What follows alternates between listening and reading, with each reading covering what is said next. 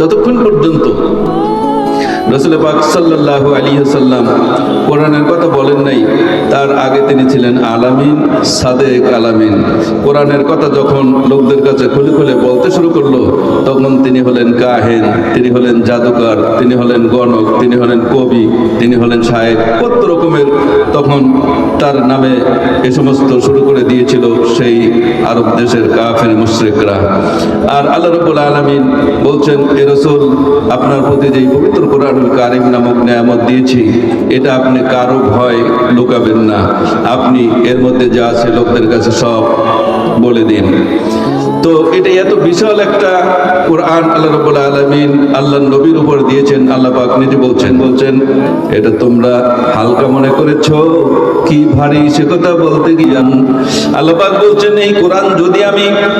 পাহাড়ের উপর নাজিল করতাম, ক্যান্ডেলের মতো, মোমের মতো গলে গলে